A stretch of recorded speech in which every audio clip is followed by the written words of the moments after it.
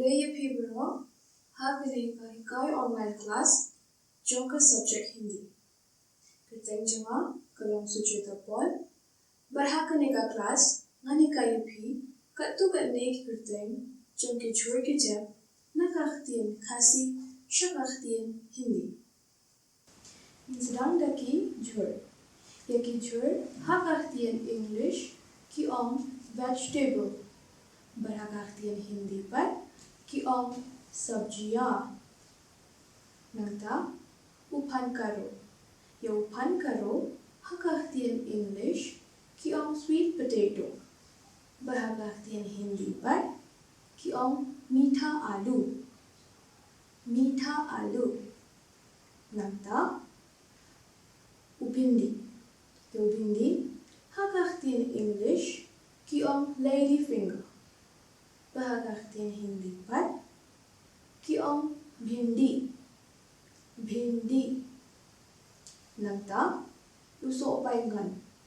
Usok baingan hakahtien English ki Brinjal. Barhakahtien Hindi par ki mangan. Mangan. Nanta upalong.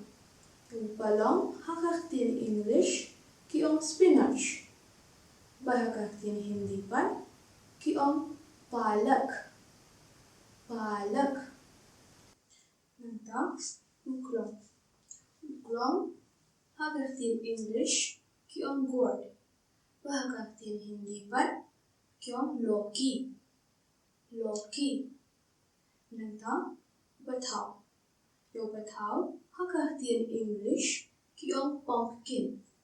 Barhakahtien Hindi ki kaddu. Kaddu. Nanta gobi. Yo gobi hakahtien English ki cabbage. Barhakahtien Hindi par ki band gobi. Band gobi. Nanta uphul gobi. Yo phul gobi hakahtien English ki cauliflower.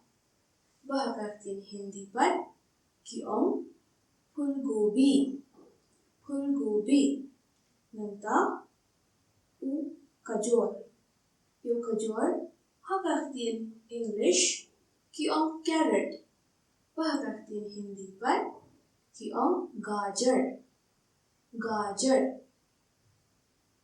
Nanta sorakun. Yo sorakun hakahtien English ki turnip. Barhakahtien Hindi ki shalgam. Shalgam. Nanta motor. Yo motor hakahtien English ki peas. Barhakahtien Hindi par ki matar. Matar. Nanta uphan. Yo uphan hakahtien English ki potato. Barhakahtien Hindi par ki aloo. Aloo. Nanta karela. Yo karela hakahtien English ki bitter gourd. Barhakahtien Hindi par ki karela. Karela. Nanta biscuit. Yo biscuit hakahtien English ki squash. Barhakahtien Hindi par ki squash. Squash. Tikunta nila pore shakabinta kawakut shabhang ki kirteng jonki chur ki jab ki bangi julu ni juba. In second rupiang hakawai par ka video khude shubhu.